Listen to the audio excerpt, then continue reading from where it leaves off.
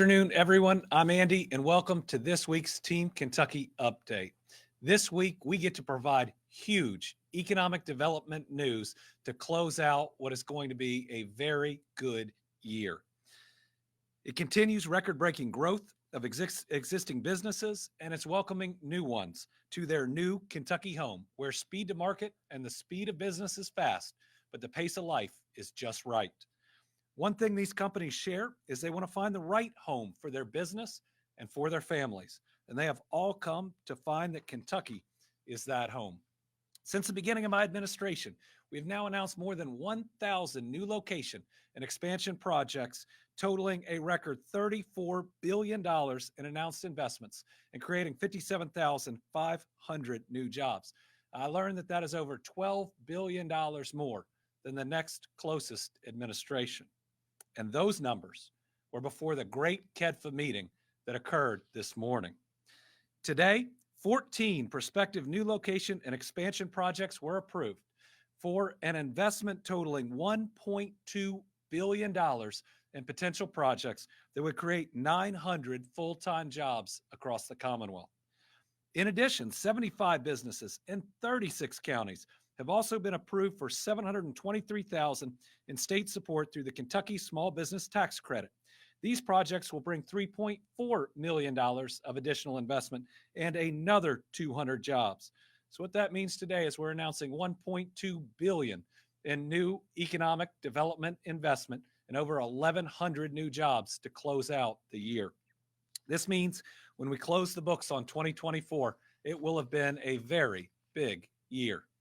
Today's projects include Toyota Motor Manufacturing, Kentucky in Scott County, L2 Aviation Solutions in Boone County, Isco Industries in Jefferson County, Cenas Fertilizer in Christian County, Dan-O Seasoning in Jefferson County, Flex Films USA in Hardin County, HBF Grading in Bullock County, MD Building Products in Jefferson County, Nexigen Communications in Campbell County, Pendleton Hills Inc. in Pendleton County, Greenville Manufacturing, Kentucky in Muhlenberg County, Ingersoll Rand Industrial US Inc. in Taylor County, Toyo Seat USA Corporation in Fleming County, and Universe Corporation in Davis County. When you total that list, it's investments in 12 different Kentucky counties. Investments in Eastern Kentucky, Western Kentucky, Northern Kentucky, Louisville, investments all over this state. That meets a promise. We were going to work to bring jobs to people instead of expecting people to drive an hour or more to jobs. It says that when we are intentional, we can bring opportunity all across this Commonwealth. So a kid can grow up in any part of Kentucky dreaming as big as they want to dream, and then hopefully chase those dreams as close to home as they choose to stay. I want to start by highlighting a company that has been a crucial Team Kentucky partner for nearly 40 years. Just moments ago, Toyota Motor Manufacturing Kentucky announced a $922 million investment to build a new advanced paint facility at its Georgetown plant. With not a lot of days left on the calendar, I'm proud to say this is officially Kentucky's largest economic development monetary investment of 2024. Incredible all on its own, it follows an already announced $1.3 billion investment that Toyota announced earlier this year at the Georgetown site to bring assembly of an all-new 3-row battery electric SUV to the market by 2026. Toyota's investment in Kentucky has now eclipsed $11 billion. That's since breaking ground in 1986. It is an incredible commitment to the Commonwealth and to our people. Thank you to the leaders at Toyota for believing in us, for believing in Kentucky. I had the honor of going to Tokyo and meeting Mr. Toyota, who talked about how important of an operation this is, how they view it as central to their operations. And remember, this Georgetown plant, the first plant in the U.S., is still the largest manufacturing facility for Toyota any place in the world. L2 Aviation is a comprehensive design, consulting, manufacturing, and engineering company that it just announced its first Kentucky locations. The 2 new facilities, including a hangar at CVG Airport in Boone County, represent a $12.2 million investment that's creating 250 Kentucky jobs. Our aviation and aerospace sector has seen tremendous growth in recent years, and this investment by L2 Aviation will not only add to that, but more importantly, bring hundreds of job opportunities to the Northern Kentucky region. I want to thank the company's leadership for their commitment to Kentucky, and we want to welcome them to their new Kentucky home. Another company I want to highlight today is Sweden-based Sinus Fertilizer, which plans to locate a new $109.2 million production plant in Christian County. The operation will use recycled waste from battery production at the nearby Ascend Elements to produce near zero carbon fertilizer. It's also going to create another 65 full-time jobs in Christian County. Kentucky has worked hard to ensure that we see investment and job creation in every corner of the state. And let me tell you, Hopkinsville is real hot right now for these locations. It's generated a ton of interest, and it's seeing a ton of new jobs. This investment from Sinus Fertilizer builds on the economic growth Christian County has seen in recent years. So we're really excited to welcome Sinus to their new Kentucky home. I'm also proud to recognize a Kentucky business that's taken a major step forward as Dano's Seasoning plans to invest nearly $2 million and create 30 good-paying jobs in a new office in Jefferson County. This investment will allow Dano's to build out a new office space and a test kitchen at a new location at Terra Crossing Boulevard in Louisville. The project is growing the company's Louisville presence, which includes its headquarters on Magisterial Drive. Kentucky's amazing success is built on thriving businesses like Dano's, reinvesting and creating more opportunities for our families. Today, we have Linda Nuss and I believe Celeste Stevenson from Dano's to talk about this great Kentucky company that is continuing to grow. Come on up. Congratulations. Hi, thank you. Please. Thank you.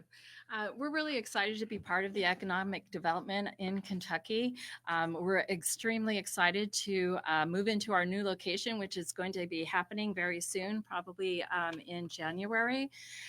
We are looking forward to having a new studio kitchen where we'll film all of our Dano's recipe content, as well as develop our innovation, our R&D efforts. We're planning on implementing about 30 new positions over time that will help us drive growth in the next few years.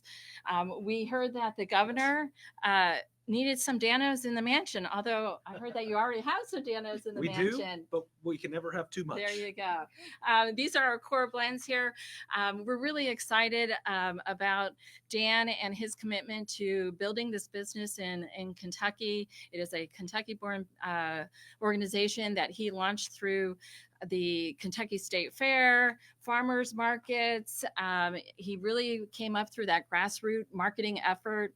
He also was instrumental during the COVID time period where he took advantage of the immense power of social media and really propelled the business in terms of financial growth through TikTok, Instagram, Facebook, and we're going to continue that trajectory of growth in the next few years. Thank you all so Thank much. you. Tell Dan, thank you. Yeah, Yes. absolutely. He is always working. He was at the Derby this last year, handing out and showing seasoning all over Churchill Downs. Isco Industries is a global provider of piping materials. It's another great Kentucky-based company that announced a significant project today. The company plans to locate a new facility on Johnstown Road in Louisville with a $12.75 million investment that's going to create 50 full-time jobs for Kentuckians. Isco Industries has been a great Kentucky business for more than 60 years. And when a company that's been here this long expands, it means that they have faith in us, faith that's been earned through those years. Today we have Mark Kirchdorfer to tell us a little bit more. He is the company's president. Mark? Thanks for being here. Thank you, Governor. Yes. I appreciate it. Good afternoon, everyone. And yeah, thank you for the kind words and inviting us here today. We've been in business for over 60 years here in Kentucky. And this is where we have, got started and grown.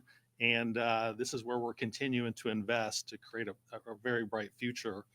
A lot of you all may not know what Isco Industries, who we are.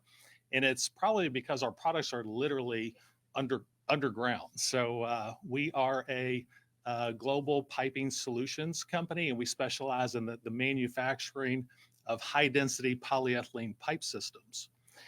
And our products are often used as the solutions to the world's energy and environmental problems. So, like the governor said, we are investing $12.7 million in a new operation in Louisville. And this will create 50 new full-time jobs for hardworking Kentuckians. And, you know, Louisville's skilled workforce, strategic location, strong partnerships really make it the ideal place for us to continue growing.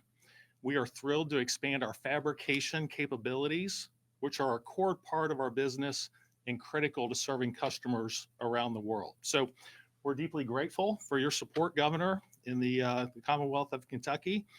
And we want to thank Mayor Greenberg, GLI, and all the partners that have helped support this project.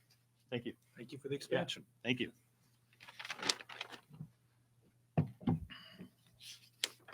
I'm also excited to welcome the growth of Greenville Manufacturing, Kentucky in Muhlenberg County. This is a provider of equipment and support services for the agriculture and biomass sectors. They are creating 250 new jobs in Muhlenberg County with a $16.2 million investment. It's also going to be the first company to locate in the Paradise Regional Industrial Park, and the project site was supported by $745,000 in state funding through the Kentucky Product Development Initiative. This project is an expansion and relocation from an existing facility in Greenville that currently employs 53 people. I'd like to give a special shout out to those employees who are gathered today for a Christmas luncheon and who are watching the live stream of today's press conference. To each of you all, thanks for your great work. Without hardworking employees that make a company profitable, this expansion would have never happened. So Merry Christmas to you, and thank you for the great Christmas gift to Muhlenberg County and to the Commonwealth of Kentucky.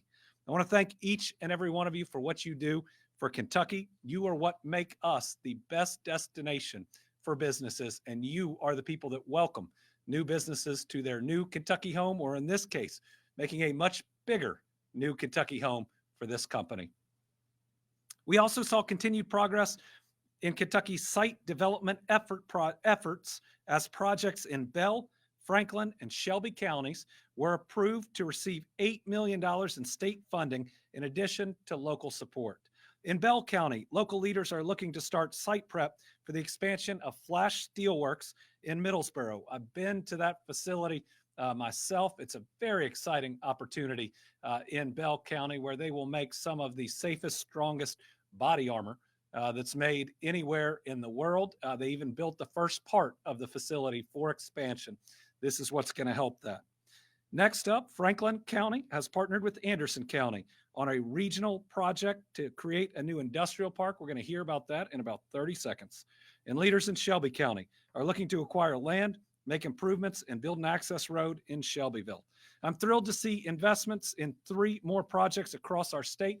They are crucial for always staying ahead, for always putting the work in, because if we want that next company, we got to get out there and hustle, and a good site is one of the best ways to bring them here. So today we have Franklin County Judge Executive Michael Moeller, Anderson County Judge Executive Aubrey Gritton to tell us a little bit more. And as they come up, let me just say we are seeing more cooperation between our county judges and between counties and regions than we ever have before. And this is really exciting. This is how we do better. This is how we bring in even more business. Gentlemen, good to see you. Thank you very much, Governor. Thank you.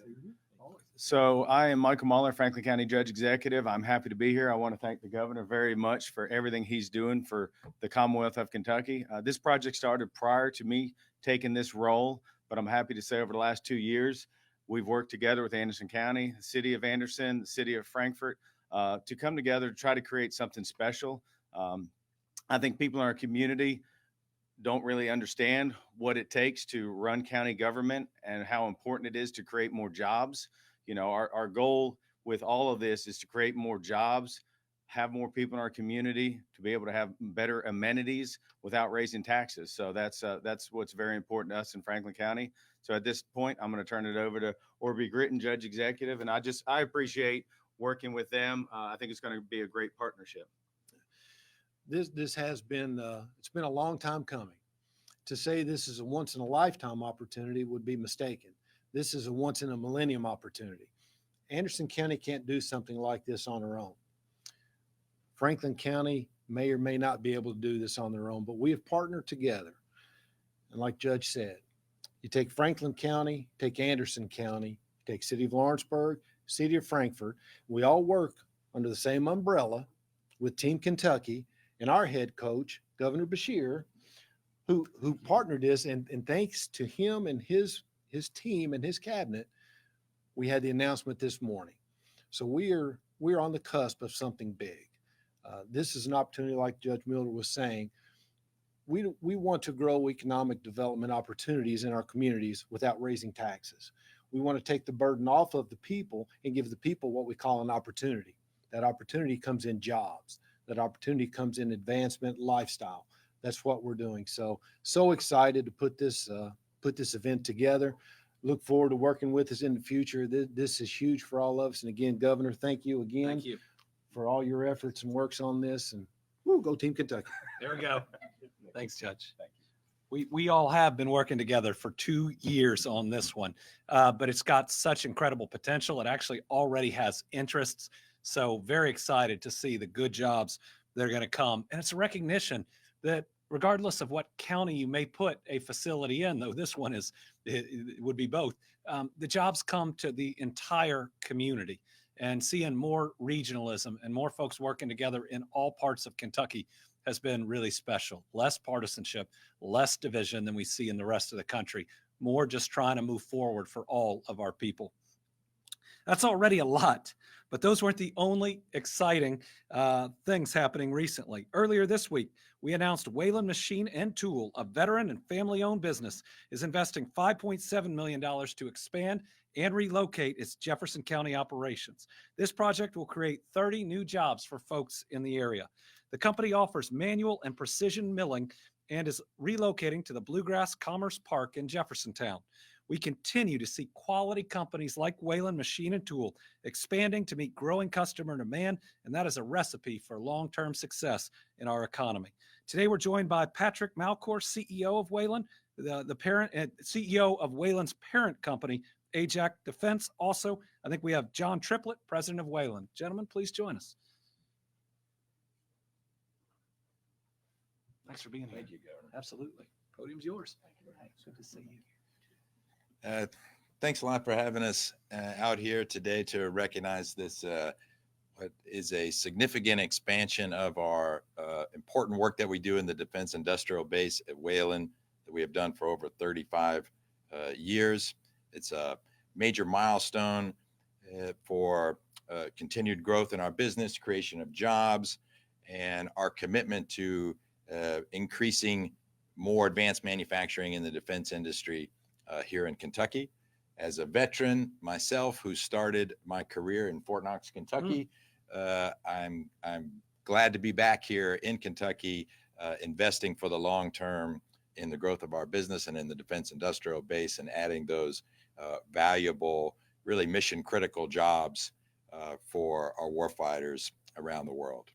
So we appreciate the partnership with the state, with the city of Louisville, with Jefferson County, and everybody involved. And we'd like to present you with something, Governor John Triplett, our president. On behalf of the employees of Whelan Machine, we'd like to present you with a representative round from a phalanx weapon system. Those systems, at least one is on every U.S. combatant ship in the Navy. Wow. So they're very well represented, and a lot of the parts and components for the phalanx system, as well as RAM, CRAM, naval strike missile systems, are all manufactured at Whelan Machine and Tools. Right here in Kentucky. Right here in Kentucky. Pretty Sure. special. Thank Thank you, you all sir. for your service Thank and you. what you do. Thank you. And thanks for the jobs. Thank you. So we appreciate Thank you. y'all. Thank you. Also this week, we made an announcement that should make my kids happy. A new $100 million distribution center in Ellesmere for Chick-fil-A supply. The project is expected to create 178 full-time, well-paying jobs over 5 years. Roles include general manager and various leadership positions, drivers, navigators, warehouse team members, and maintenance technicians. Once again, an industry-leading company, chooses Kentucky to locate and expand their business, which is a testament to all of the work that's being done by folks all over Kentucky to, again, bring people here and make this their new Kentucky home. Northern Kentuckians are welcoming Chick-fil-A to their new Kentucky home. And finally, just last week, we hosted a delegation from the German American Chamber of Commerce of the Midwest to showcase all of the advantages that Kentucky offers to companies considering new location and expansion projects. The delegation included 13 German-owned companies, as well as Germany's trade organization that took us around a major trade show when I was in Germany this last summer. The delegation included, they spent 3 days traveling the Commonwealth. They had the opportunity to meet with company and community leaders and other economic development partners. I want to thank the delegation from German American Chamber of Commerce of the Midwest. It was a good delegation. I believe we are going to get jobs and investment out of this visit. Next, we want to close the year with a little additional tax relief for some of our citizens. As governor, I'm laser focused on helping to bring down costs for Kentuckians. That's why we've lowered both income and property taxes during my administration. We also froze property taxes on vehicles for 2 years, froze the gas tax when it was the most expensive, and banned price gouging for an extended period of time when people were struggling. We're also helping folks save more money through the Homestead tax exemption. This is one important way we can help seniors and other vulnerable Kentuckians stay in their Kentucky homes. Here's how it works. Eligible Kentuckians who claim this exemption will have their property taxes lowered. For the 2024 tax year, the maximum exemption will reduce the property value you pay in taxes by more than $46,000. Let's say your home's worth $200,000 with this exemption. You'd only have to pay taxes on $154,000 in property value. During the 2023 tax year, the exemption helped more than 474,000 elderly or disabled Kentuckians, and last year it saved them $293 million. To qualify, Kentuckians must be at least 65 years old or classified as totally disabled by any public or private retirement system. The assessed property must also be owned, occupied, and maintained as the individual's personal residence. You can learn more and apply on the Department of Revenue's website. The deadline to apply for the 2024 tax year is December 31st. So you don't have long. Again, if you qualify, take a look.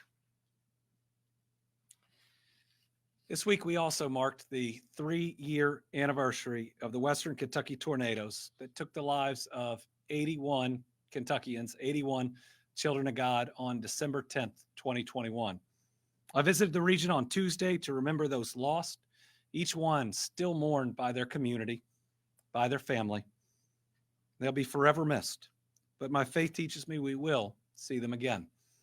I was reminded of how I felt the moment I arrived at first light after the storms, about how I stood outside that candle factory while heavy machinery tried to pick cars up off what used to be the factory floor, about how in that moment we thought there were still 100+ people trapped, and we kept hoping to hear the sound of one of the rescue dogs because the cadaver dogs would come next.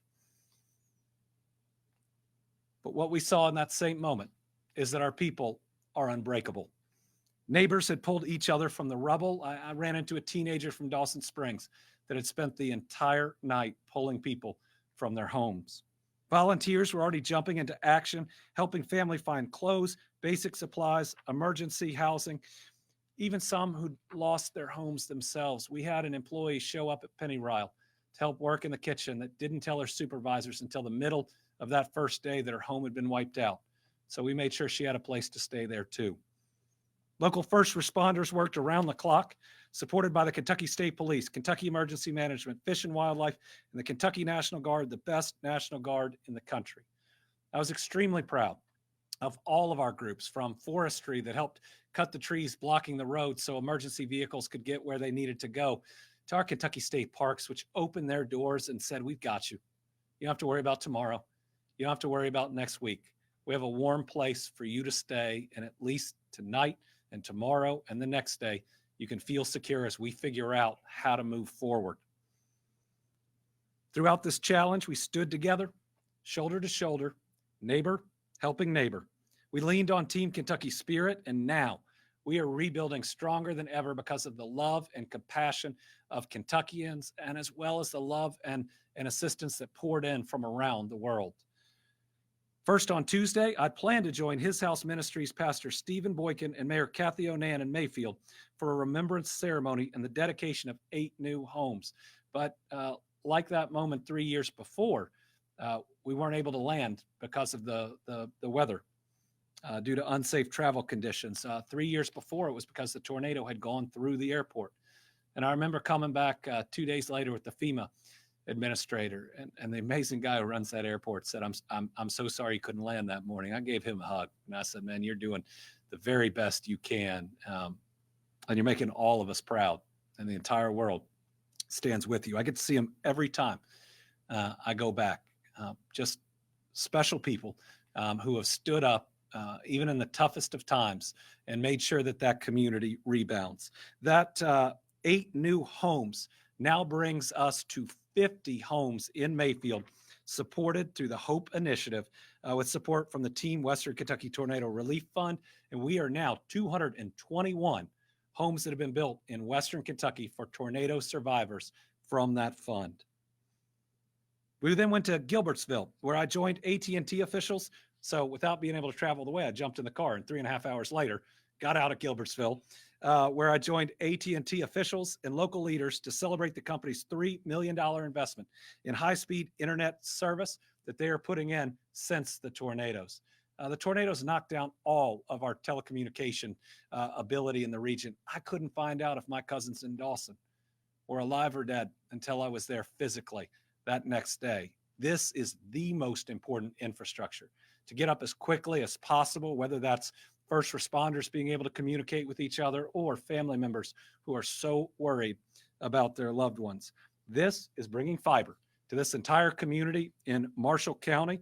It's going to add 1,100 new residential and business locations in Gilbertsville. It's going to make sure if this region ever has to go through something like that again, there will be connectivity, and they will be able to reach the rest of the world to communicate their needs and to communicate their safety. When you've been through this personally, these are a big deal. These are a really big deal. It makes us more resilient at the same time that we're bringing the infrastructure of the present and of the future to each area of our Commonwealth. Getting it here is really important. Then I traveled to my family's hometown of Dawson Springs to visit the Tornado Memorial and observe a moment of silence. Brother Jeff said a prayer. My cousin, the mayor, gave some comments, and I stood not too far from where President Biden had come in, where in every direction you looked, it was just wreckage, a town that I knew every inch of, that I couldn't figure out where I was because of the chaos. As you stand there now in that park, you look around and you see new homes everywhere. Again, not just new homes, but new neighborhoods, brand new places that people not only call their home, but can stand up to just about whatever Mother Nature can throw at it. Now, that park we were in is the last piece for Dawson Springs. We still need to get that done, and work is going to start in the spring to rebuild the baseball fields, to rebuild the pool, to rebuild everything else that community needed, and I'm absolutely committed to getting that done. And at the end of the day, we ended with a Habitat for Humanity home dedication in Muhlenberg County, which is one of the most emotional experiences even 3 years after that I've had in this journey. This home was for the Oglesby family who tragically lost their 5-month-old son in the tornado. Yesterday, Andrew and Charity Oglesby said that Chase is remembered for his smile, his laugh, and the light he brought into his family's life. Yesterday, we got to wrap our arms around this family and celebrate their new beginning. If you want to talk about strong faith, Andrew and Charity, who had a spinal injury from the tornado, said God had chosen this same day that they had lost their 5-month-old 3 years later for this new home, because he wanted to make a tough and difficult day a little bit better for them. This home is the first home Habitat built in Muhlenberg County, but let me tell you, this is the city of Bremen, and they love each other. They got after it so fast that they were already cleaning up and rebuilding with help even before federal funds and some of the habitat funds became available. I mean, I remember being there, 2 days in, 3 days in, and jumping up and talking to a guy in a dump truck. He was a teacher at the school, but the school was closed. And so he decided he wanted to help and ended up driving this giant dump truck to take the chaos out of the city of Bremen, which, given their number of people, had been through as much, if not more, than any other place through this tornado. They all knew not one, not two, but a number of people that had passed away, because everybody in that community knows each other. So through tragedy and the most difficult of times, I hope some of these stories show that we continue to stand together, and we are going to fulfill the promise of rebuilding every home and every life. This week's announcement builds on the work that's been done over the years by local, state, and federal leaders, as well as nonprofit organizations and volunteers. Here are just a few of the rebuilding updates. We now have announced 75 private sector projects for a total investment of more than $3.3 billion and 5,113 new jobs in tornado-affected counties. See, when you've been through something like this, when it wipes out a large part of a town, you got to make sure you have the jobs there so that people stay there, so that they rebuild. And 5,113 new jobs is a good start to getting a lot of people to stay in communities that they love. The Team Western Kentucky Tornado Relief Fund raised over $52 million to pay for every funeral, including Chase's. And I didn't know what to say when they said thank you for that. After everything that they'd been through, they didn't need to do that. But these are incredible people who started, if you can go back, who started a charity for their son. See, Chase didn't get to his first Christmas, which is heartbreaking. And they want other kids to have great Christmases.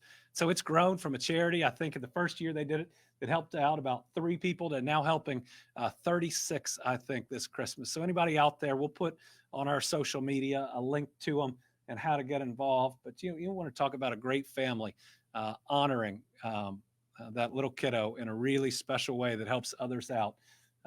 Pretty incredible story, but pretty incredible people.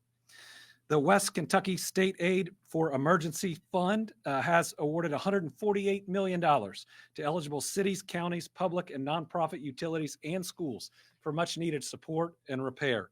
We've broken ground on a new city hall, police station, and fire station in Mayfield. We've worked with the Kentucky Housing Corporation to announce more than $223 million to build 953 affordable rental units for tornado-impacted communities. And we've also seen over $900 million in federal and private insurance funds to support families and communities over the past 3 years.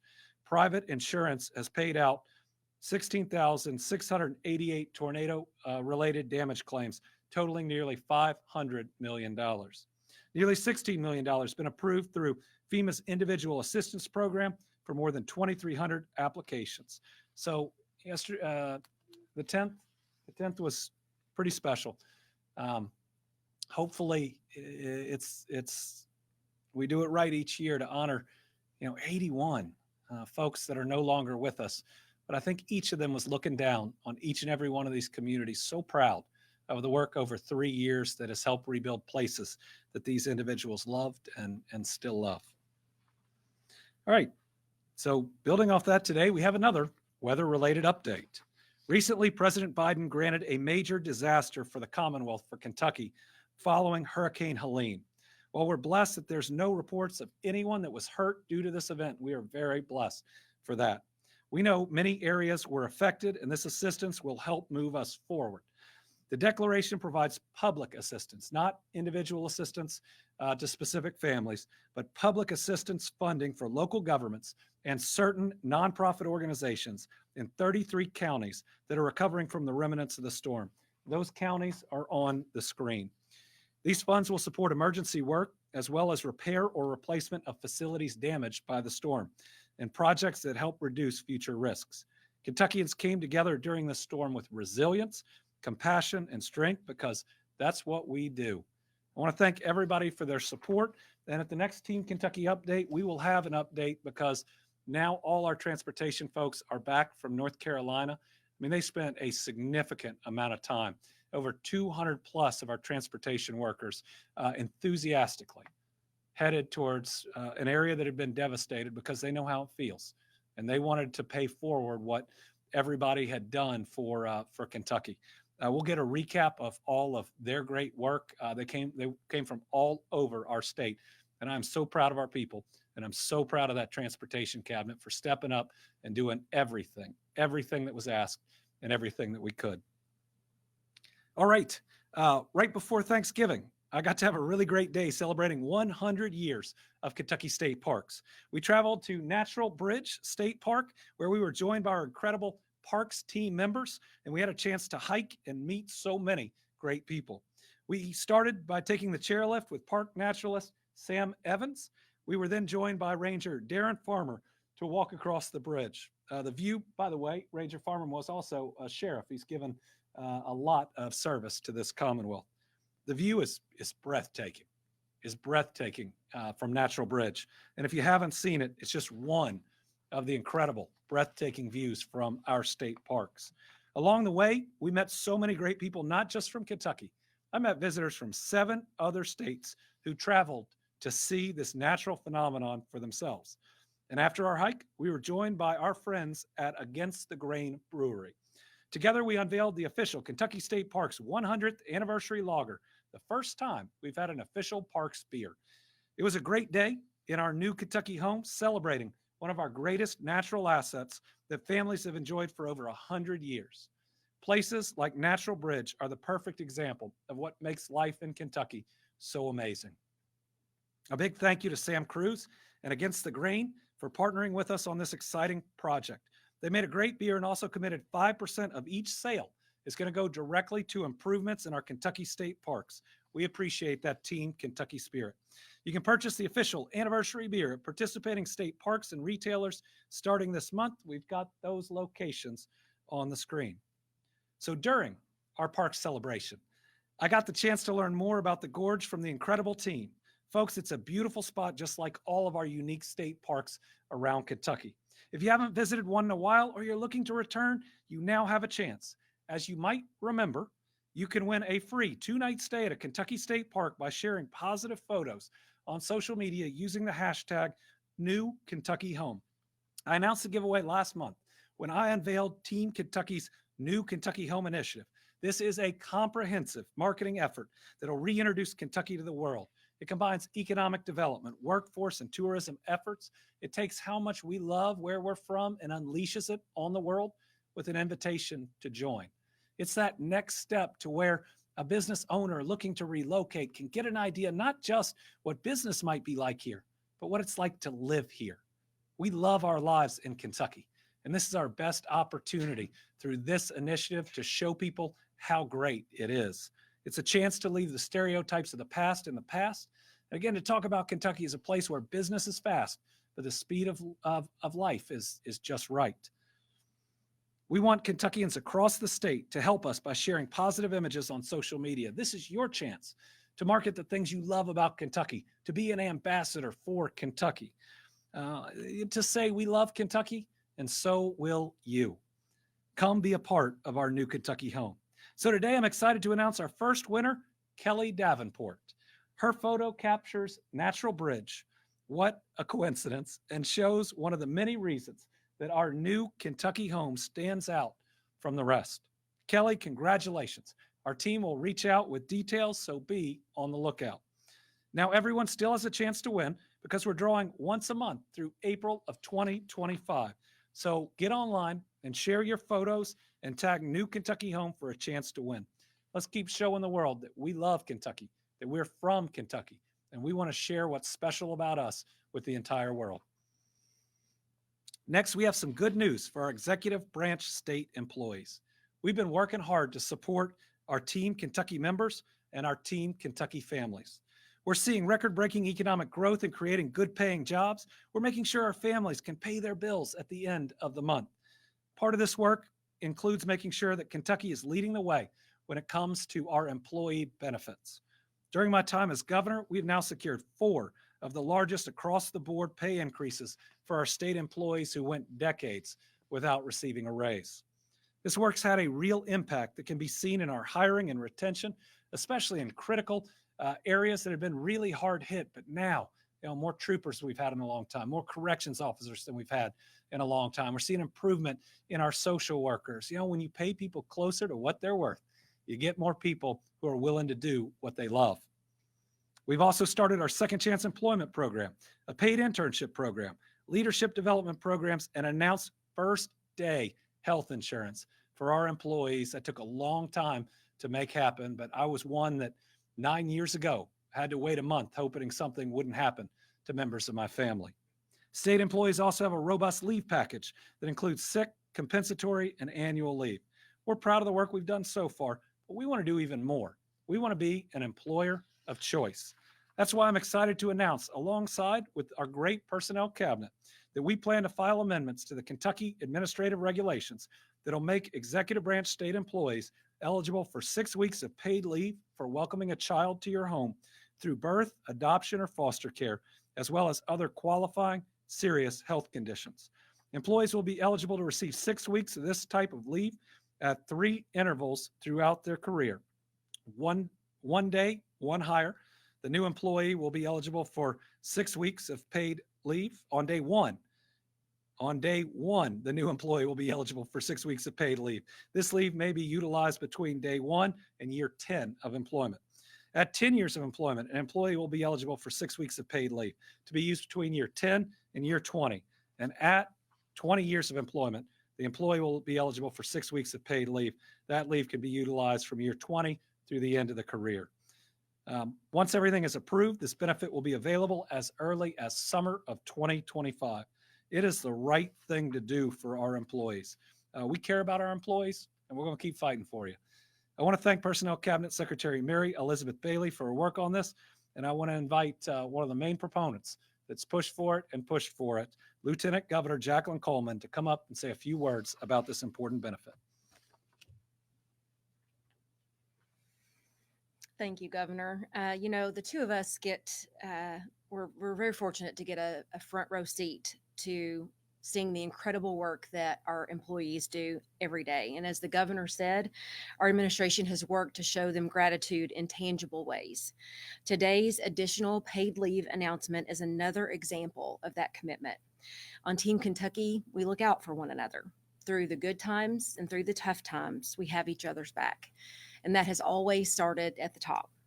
I've said a lot that Governor Beshear treats every Kentucky family like his own, and he does it with compassion and empathy. No one needs that more than a new mom or a patient who just got some not so great news. Ironically, I have been in both of those places while serving as your lieutenant governor. 2 months after taking the oath of office, I gave birth to Evelyn, so I know how critical those first days and weeks are to bonding with your newborn. And in 6 days, it will be exactly 1 year since my double mastectomy. So I know how important it is to focus on your health without having to worry about work. But just about everybody has a story like this. And if you don't, chances are you love someone who does, which is why I'm so happy that Governor Beshear has taken this important step with increasing paid leave. Now the people who make Team Kentucky so special have one more benefit at work and one less barrier at home. This is about the well-being of our state workers. And Kentucky has a commissioner of the Department of Public Health who works towards the well-being of all Kentuckians every day. And Dr. Stack is here with us to give an update on the Healthy Kentucky Home program.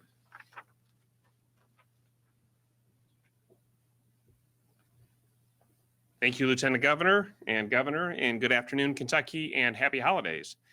This month, we continue our journey to a healthier Kentucky. And as you'll remember, the Our Healthy Kentucky Home campaign is a one-year initiative to promote simple, positive, and attainable goals to inspire and motivate Kentuckians on a journey to health and wellness. Through clear and achievable lifestyle changes, we are working together to ensure that every Kentuckian achieves better health and their full potential. During the month of December, the Our Healthy Kentucky Home campaign focuses on heart health. According to the CDC, more than 600,000 people nationwide die from heart disease each year. And as of 2023, heart disease is the leading cause of death among Kentuckians. By incorporating simple and achievable lifestyle changes into your daily routine, you have the power to improve your heart health. Choosing foods high in fiber, low in saturated and trans fats, and low in sodium can reduce your risk of heart disease. Also, consider using low sodium broths and less butter when cooking your favorite holiday meals. For appetizers, serve fruits and vegetables in place of fried foods, cookies, and breads. And one thing I've started doing to try to help hold myself accountable is tracking my own foods and activities on a calendar to help me plan and remain thoughtful in what I do and eat each day. I know it'll be hard, but put away the smartphones and tablets, at least for a while. Instead, focus on family, friends, conversation, and even games at parties and gatherings this holiday season. Studies have shown that people who are more socially connected tend to live both healthier and longer, reducing their risk for earlier death from all causes, including cardiovascular disease. Increasing your physical activity is another way to improve your heart health. Getting at least 30 minutes of moderate physical activity 3 times per week can lower blood pressure, improve your cholesterol level, and lower your risk for heart disease. This holiday season can be a great time to take a stroll around the block with your loved ones or tour a local light or holiday display on foot. Through positive and achievable goals, together with family and friends, you have the power to improve not just your heart health, but the health of your loved ones as well. To learn more about heart health and more healthy habits you can incorporate into your daily routine this month, visit the Our Healthy Kentucky Home website at ourhealthykyhome.ky.gov. That's ourhealthykyhome.ky.gov.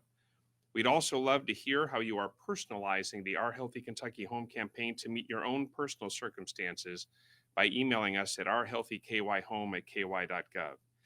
Join us on our journey to a healthier Kentucky and give yourself the gift of a healthy heart this holiday season. And then I have one other item. I'm next happy to share progress we are making in helping Kentuckians find healthcare coverage. Open enrollment for a qualified health plan through Connect started on November 1st. And while the deadline to enroll is not until January 15th, over 85,000 Kentuckians have already enrolled in a plan. That's 20,000 more enrollees compared to this time last year. And the news is better still. In addition, at the end of last year's open enrollment, we reported nearly 75,000 employees or Kentuckians enrolled in a plan. That was our strongest open enrollment since Connect relaunched in 2021.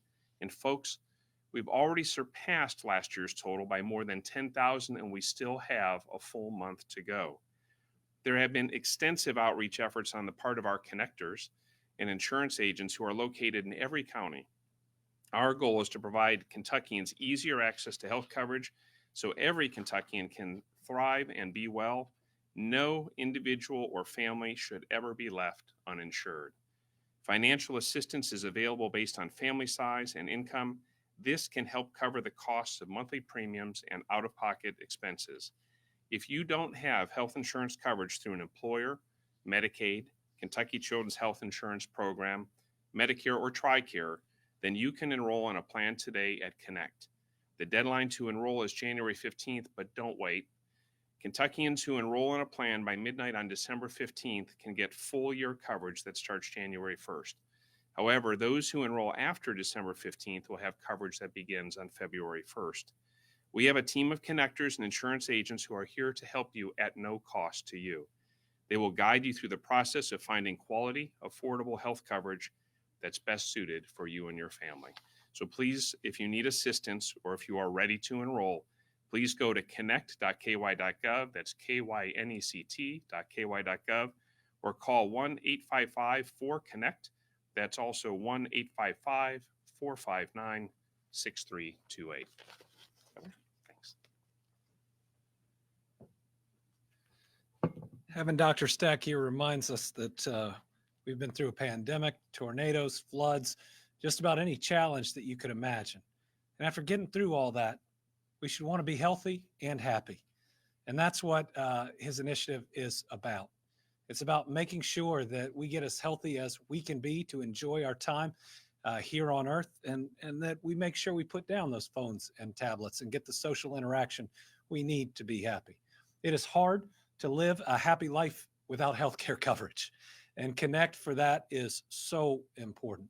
And so I would just urge everyone to make sure you have coverage of some point. We have done and come so far, but to really achieve our potential in the Commonwealth, we got to get a little bit healthier, and that's good for all of us.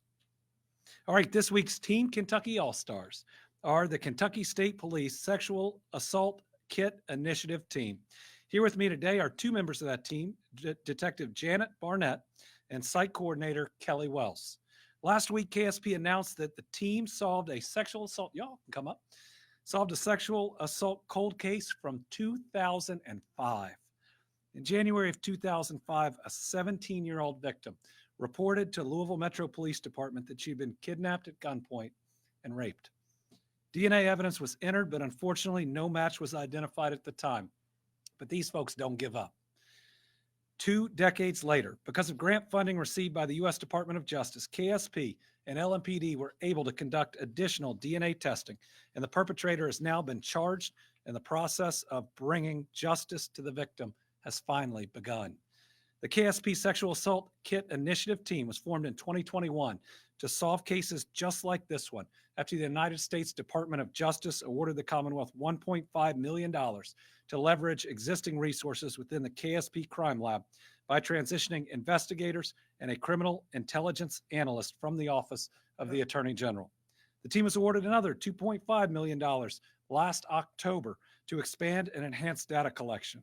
This grant was the second largest award in Kentucky history from the DOJ's Bureau of Justice Assistance. It shows how important it is what they do, because no one should have to wait for justice for decades, especially after being violated in the way this 17-year-old and sadly far too many people across our country are. But thanks to critical funding, the KSP Sexual Assault Kit Initiative is bringing justice and some level of peace to victims and families. They're creating a new Kentucky home where our children don't have to fear this heinous crime, and given the number of perpetrators that are serial perpetrators, it makes sure that we catch folks that might offend again and ensure there aren't other victims out there. So to the team, thank you. Thank you for this incredible work. Thank you for this incredible result. And what I'd ask from the Commonwealth is keep it up. We need you, and thank you for being this week's Team Kentucky All-Stars. Thank you.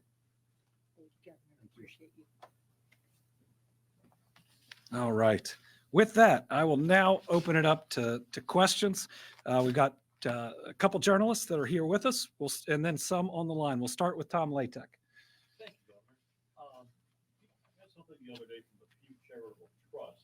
They're talking about the American Rescue Plan state and local recovery fund, and the fact that it has to be obligated by the end of the year, or it's use it or lose it.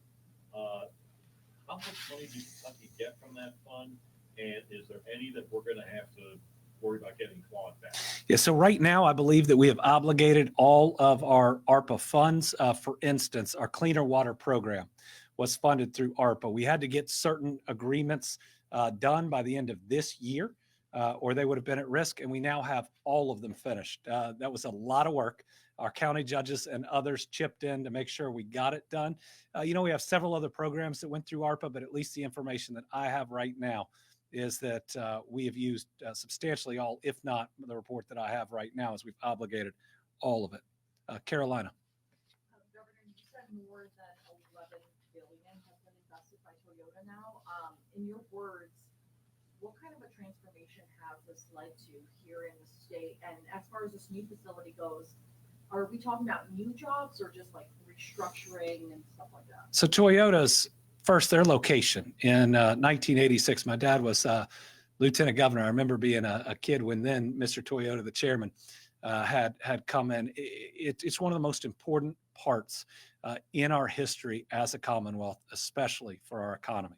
What it did in terms of exposure to the world, in terms of 10,000 plus jobs that are there, having the first North American facility, first American facility for Toyota, and still the largest that they keep investing in, is incredible. I don't know that we'd have Blue Oval SK if it wasn't for us showing through Toyota and through our Ford plants that we can do this in Kentucky.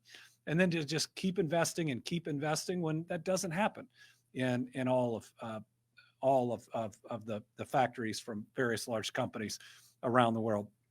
This investment isn't coming directly with new jobs. They announced in the last one how many part-time jobs or contract jobs they were going to make permanent.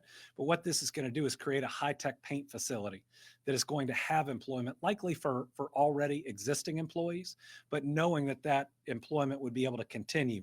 Whereas if it was in an outdated facility, for instance, it wouldn't. But when you fly over the Toyota facility, it's massive.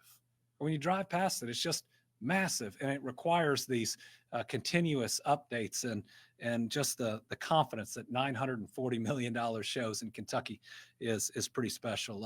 And I got to hear it straight from actually the son of Mr. Toyota, who met with my dad, who I got to meet with personally in Tokyo, which was real special. Doesn't always happen. They believe in our Commonwealth, and they've certainly shown it. All right, with that, we'll go to Lisa Autry on the line.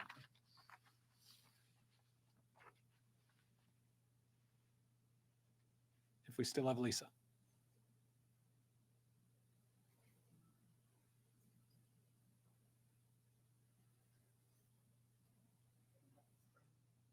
Not seeing Lisa. How about Isaiah from WHAS? Hi, Governor. Can you hear me all right? I can hear you. Hello? I can hear you. Amazing. I have two questions. I have two questions for you, very different topics, so bear with me. First, I wanted to get your comment specifically. The Department of Corrections Commissioner was asked many questions with regards to the gender transition treatment being done in jails across the state. I mean, do you have any comment, one, on some of the responses we're hearing from the Republican Party? And two, Louisville announced today they're entering in a consent decree with the Department of Justice. I wanted to get your take on that. Well, I haven't had a chance to review the consent decree. I know it's supported by both the mayor and the police chief, both of whom I have confidence in, both of whom seem committed to trying to get it right. As it relates to the other topic, federal law, and it's a law called PREA, requires many of the practices in the draft regulation that the commissioner was testifying about. And I recognize that LGBTQ inmates may be at a higher risk for violence than other inmates. However, convicted felons do not have the right to have any and all medical surgeries paid for entirely by tax dollars, especially when it would exceed the type of coverage available to law-abiding citizens in the private sector. So I do not support all of that draft regulation. It has been pulled for review. And what's important here is a request for an opinion has been sent to the Attorney General, because we've got some circuit rulings that are right below the Supreme Court that says, yes, you have to provide certain health care to certainly all of our inmates, but specifically to transgender inmates. And then there are just a couple of U.S. district court cases that say in that jurisdiction, and some of them are being appealed, that we may or may not have to provide gender reassignment surgery. I don't believe that should be provided, because again, that would mean an inmate was receiving better coverage and health care than a law-abiding citizen. So we'll wait to get that opinion back. And in the end, we've got an obligation to follow the law and to follow federal law. So we'll have more updates as we get that additional information. Liam Niemeyer. Hi, Governor. I just had a couple additional questions about the topic you were just discussing. It's my understanding that the policies were adopted via memo, dating back to 2021 and then updated in 2023. I was wondering if you had an understanding of the reasoning behind the policies and how they were developed over the years, whether it was being updated due to these ongoing court decisions or litigation that's been playing out. And also, just more specifically to Republican concerns, one of the concerns is questioning, I guess, the timing of when this letter being sent to the Attorney General requesting a legal opinion was done. If you could address specifically that. Yeah. So, thank you. The Department of Corrections is just trying to get this right under federal law, and it appears at least a little unclear to me of what's required under federal law. So for Republican lawmakers to get upset that we're going to a Republican Attorney General to try to get an opinion there on what is required, that seems a little silly, and it seems like just wanting to pick a fight and argue instead of to say, let's work together, let's figure out what's required, let's figure out what's reasonable. It's trying to find common ground, middle of the road, common sense approach to an issue we're talking about. And to me, some of this has less to do with how someone may see their gender identity, and more to do with the level of healthcare and expense between a law-abiding citizen and one of our state inmates, because if you are in one of our prisons, then you have likely committed an A, a B, or maybe a C level felony. As to guidance or guidelines, as a governor of a state that's got about a $17 billion budget and 30,000+ employees, I hadn't seen those. I certainly believe that the Department of Corrections, looking at different case law, looking at guidance that's been updated, and this was a process that started under Governor Bevin. A lot of these changes started under Governor Bevin, and what they were trying to do there is just what the Department of Corrections is doing, is satisfying that federal law, because there are a lot of penalties if you don't. We'll move to Sylvia Goodman, Louisville Public Media. Hello, Governor. I know you just said that you haven't had a chance to review the DOJ consent decree in depth, but it includes an expedited 5-year timeline, which is much faster than usual, and self-assessment components from LMPD. I'm just curious if you believe that it will be sufficient to resolve civil rights violations within the department. Yeah, I haven't seen it, reviewed it. Talking about whether it'd be sufficient without doing that, I can't comment on. I do believe that the mayor wants to get this right. I believe that the current police chief wants to get this right, but to give my opinion on whether it'd be sufficient, I need to read it. And finally, Austin Horn from the Herald Leader. Hey, thank you, Governor.